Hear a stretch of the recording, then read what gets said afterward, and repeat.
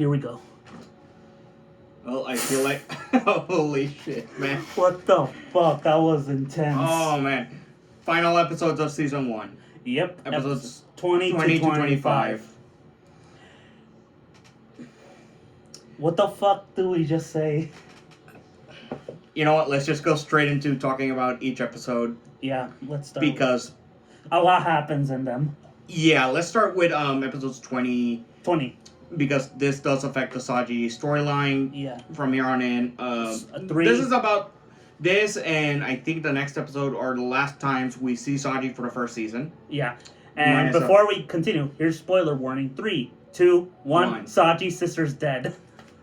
Oh no, everyone was assholes. Ay, she dies by Ali Alsacius. Oh, that creep. This guy. We also get to start to see the, during this episode anyway, the destruction of Team Trinity slowly. After that, it's we also get to see the first of the GNX series. Oh yeah. Basically what's going to become during the second season the main mobile suit enemy from here on. They're basically the gyms of this show. More or so less. Kind of, because in OG Gundam they were mass-produced Gundams, so kind of. But yeah. It's interesting. And yeah, we see their slow destruction. Soma becomes more human. Sort of, yeah. We'll get to see more of that during the second season. But, oh yeah, but it's here in these 5 episodes where it starts actually. Yeah, we also get in episode 22. Mm-hmm. Sorry if we're not talking about what happens in most of the episodes. It's just it's a continuous hell. What about episode 21? Okay, I know it's in episode 21 that... Well, that once most again, of the we get Trinity... enough... Oh, wait. That's where most of the Trinity dies. Not yet. It was episode 22. Remember? Oh, okay. Yeah, sorry. In episode 21, we get another instance of... well, first off, we go back to Alejandro Corner, basically this guy who's been throughout the episodes. We haven't mentioned him up till now because... he's always been, like... in the background or doing some random shit. Now he's a bit more important since he's the one who took over Veda alongside... Ribbons. And he kills off a cryogenically frozen Aeolia Scheinberg. Yeah. Basically, he's basically a guy who is a wannabe Napoleon. More or less. He genuinely wants to take over the world, but, you know... yeah, he wants to establish himself as a dictator. Because that has worked in history so well. Just look at Hitler or Stalin. Or if we want to keep in theme, just look at any time a Gundam enemy has tried that and see how well that worked out for them. Yeah, Jesus. Humans are so stupid. Like, oh, we'll establish a dictatorship. That's not gonna work. We also get... and it's the future. We also have the team fully cut off from Beta because of... Ribbons is shit. Jerry basically breaks down and causes Lock-On to lose an eye, which... yeah. We'll get to that. Yeah. We'll get to that. And stuff. But more importantly, during this, we get more or less confirmation that it's Alejandro who's been responsible for Team Trinity's existence, or at least using them as pawns. But it turns out that... but once their usefulness was done, he basically sicks Ali Alsacius onto them. By this point, we're talking about all of the episodes together, so might as well. Where he kills them all, and he kills 2 of them. Well, 2 of them. He kills Michael and Johan. Michael before he even gets into the Gundam, and Johan after he gets into the Gundam. Which, good. Those guys are fucking terrible people. To be fair, I'll at least shed some sympathy for Johan. He was at least the more stable of the 3. Yeah, but still. Now we're just stuck with Nina. Yeah. Who did survive thanks to an timely armed intervention from Setsuna Asei, who decided to go alone alongside the assault carrier with one of the members of the Ptolemy, in this case, Salel? Lazel. Yeah. That was his name. Yeah. And it's during this that we get that the death of Aelia Scheinberg happens, and at the same time, Aelia Scheinberg kicks in what I'm going to call the super mode for the true Gundams from here on in. Mm-hmm. Because any who have the true GN drive, aka the green particle ones, are capable of accessing the super form Transam. Basically, it allows them to go super fast or outright makes some of their weapons more powerful. At the cost of literally almost sapping completely all the GN particles that the machine can take. Yeah. Okay, can I just say this? Go ahead. Aliel, Sanchez. No, not that guy. The guy who founded Celestial Being. Aelia? Aelia, yeah. These names sound fucking similar. Anyway, Oelia, he's basically the fucking Jigsaw of Gundam. Always has a backup plan no matter what. He has a backup. Even after his death. Exactly. He's the fucking Jigsaw of Gundam. Yeah. Just think about it. Imagine I mean, keep in mind, the Trans Am system doesn't kick in until after he's killed off. Exactly. So, fuck you. I imagine he has a backup plan for, some of his members of his organization and, Ribbons, particularly. Yeah. I imagine that backup plan will reveal itself in season 2. Right? Yeah. But, after that, it's during this that Lock-On loses his eye due to the GNX forces pretty much doing a simultaneous attack on Earth and in space until the final episodes 23 to 25. Mm-hmm. Where after Setsuna goes back to space, starts going back to space, we get attacked. The GNX forces attack again, this time with Aliel Sashes with them. Yeah, and another guy who commits a bonsai charge. Yeah, Howard, one of the... Yeah. I almost want to yell at the screen, bonsai! Just for the reference. Yeah, but... Yeah. It's at this point that one of the more heartbreaking scenes happen, in the sense that Lock-On Stratos dies. Oh, that was awful. It was... I mean, in a good way. It was awful in a good way, yes. Yeah. Oh, that hurt. That fucking hurt. Because he dies to Aliel Sashes, his family's murderer. Yeah, and the guy who destroyed a country. No, I'm not letting that go. That guy's a maniac. Hey, he admits it.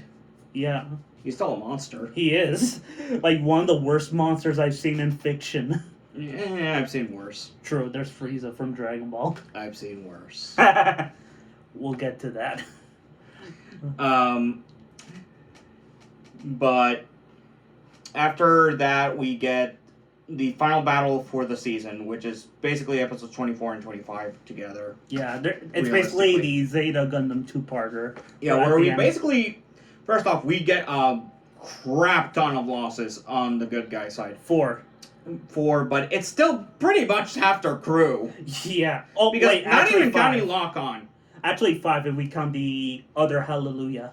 Yeah, we'll get to that in a sec. So, after losing Lock-On and Setsuna reunites with the crew, we basically get one final fight, this time with Alejandro Corner also joining in the fight. For some reason, Aliel Sashes nowhere to be seen. We'll get to that in second season. Yeah. But at the... first off, we lose to Ptolemy, which sucks. Sucks. Which we did this. Yeah. We also lose Lilty and Chris. Oh, that one hurt. It's her on a visceral level. Yeah. Surprisingly, Chris gets Felt Grace to leave the ship before it happens.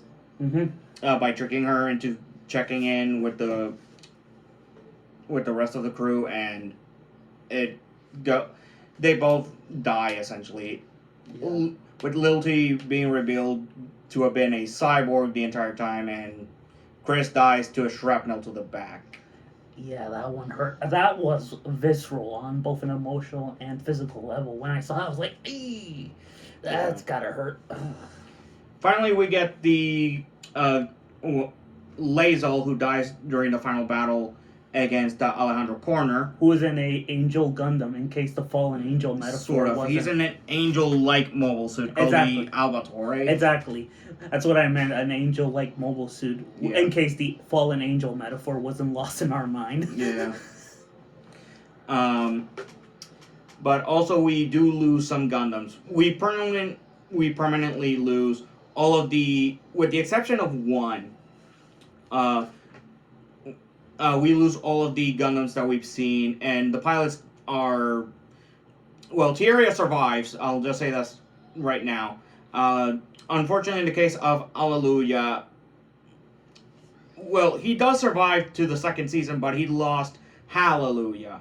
Yeah. He lost his split personality after his final battle against Soma Pierce and I Colonel. think the implications that he died when the eye was bleeding. Yeah. Like, bled out, like, mentally and physically. Yeah.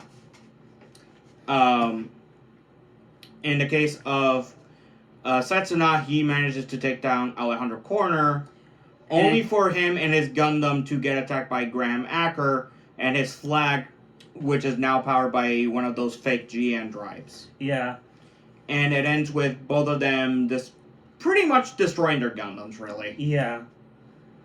And pretty much, the world changed. The world changes. Basically, all the world's military are now united as one. Yeah, every country in the world is united as one. Yeah, which... in some way. Yeah, but now they're in the hands of fucking Ribbons Allmark, who reveals right before the Albator explodes to Alejandro that he's basically manipulated the hell out of him. Yeah, he's basically our new dick. He's our true big bad. Yeah, he's our new dictator. In case the dick metaphor wasn't, lost to you. I mean, he is also Amuro Ray, so evil Amuro Ray. Okay, still counts. Yeah. All right. Let me. Okay, I want to talk about all the metaphors and all that stuff that this season is trying to say, or at least these 5 episodes, what they're trying to say. So the whole purpose of the guy who founded Celestial Being was to change the world for the better. But here's the thing that's interesting. Ribbons, he altered it not just to benefit himself, which is interesting. And I liked how the ending is basically, yes, the world's changed. Celestial Being accomplished their mission, but not in the way that it should have been. Exactly. Which I found interesting. Yeah, so I think it's fine if I spoil it now. Mm-hmm. For the second season when it's revealed. Yeah. Aeolia Scheinberg's true plan, and that is the dialogues to come. Basically, he wants to forge peace, not just with the Earth, but for once it happens, to commence peace dialogues with life outside of it. Mm-hmm. So basically, he wants humanity to get its shit together before we go to space. Yeah. We don't want to become another empire from Star Wars. Or, cause Yamato to happen. I mean, it's kind of funny that Yamato inspired Gundam, but yeah, he's right. But yeah, I also want to compare Amuro to Ribbons because they're interesting because... We'll get more into Ribbons during the second season, but the last few episodes where he finally gets to have a speaking role, whereas throughout the first season, he barely gets to say a line. Yeah, it fucking hurts. Yeah, he's mostly in the background. He's like subtle. He's very subtle. Yeah, which makes sense, but at the same time, can see someone being like, "Wait, he's the big bad. He barely has a speaking line," which I understand, but which is actually the point. It's supposed to, make you think that it's just this asshole trying to ruin everything that a guy planned. Exactly. But no, instead, it's another one. Exactly. So, that makes the twist kind of brilliant, in my opinion. Yeah. And I want to talk about Greymaker. Oh, my God. Where do we go? Okay, Greymaker. He's a great pilot, but a complex yet shitty human being. Sort of, yeah. We'll eventually get to see his redemption later, but... as it is right now, it's like, Yeah, you fucking asshole. Yeah, you're like perpetrating the war, you asshole. Like he didn't even care during that final battle. He just wanted to fight Setsuna. Yeah, he's like. You mentioned he was like Goku from Dragon Ball. No, I think he's more Vegeta than.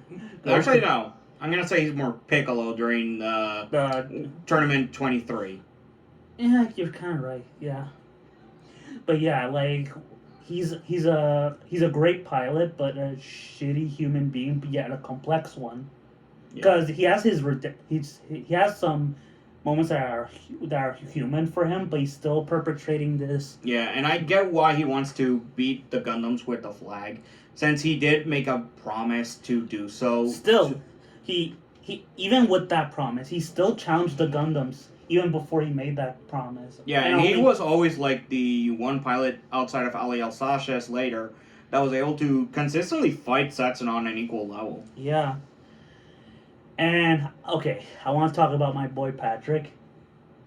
Luckiest motherfucker who ever lived. True. How? How did he survive the Tierra blast? And get, Hot Colonel as his girlfriend. Like, I'm dead serious. How did he survive that? Yeah. Like, in the final battle, Tierra ends up fighting Patrick in the Nadlish, or Nadle, or whatever. I hate how to say that fucking Gundam's name.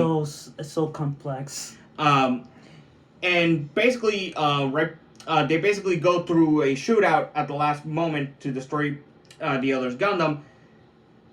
Whereas it doesn't fully destroy the Nadlet. I think, if I recall correctly, it at most destroys the head. Mm-hmm. In Patrick's case, it destroyed the entire upper torso. Mm-hmm. So how the fuck did he survive? Yeah. That will always be one of my questions, and will always perpetrate the fact that Patrick Colasor is the luckiest pilot who ever lived. Yeah. The guy has the devil's luck. True. Speaking of the devil's luck, he managed to get A girlfriend. A high-ranking girlfriend, which I'm jealous of, but at the same time, yeah, you deserve it. You earned it. Yeah, you kind of got shit on a little too much, but whatever. Exactly. At least you have a hot girlfriend. Congratulations. Congratulations, you not Yamcha. Yeah. You had to say Yamcha. Hey, I said not Yamcha. I know. I mean, for God's sakes, the joke with Patrick is basically how much of a lucky bastard he can be. Yeah, which is awesome. Like, unlike with Yamcha, where the joke is he died to a Cyberman. I mean, I don't think that was played for a joke. I think it was supposed to be dramatic, but still. It's the fucking joke! He's always been, after that, Yamcha has been nothing but a joke character. Even Krillin, who, may I remind you in DBZ Abridged, had a goddamn counting gag, at least got lucky and got laid and married. Yeah. But yeah, that's enough of DBZ. Let's go back to Gundam. So yeah. Okay, I want to say my opinion on this season. It's definitely improved since the last time I watched it. When I first watched it, I gave this season like a 9 out of 10. It's a 10.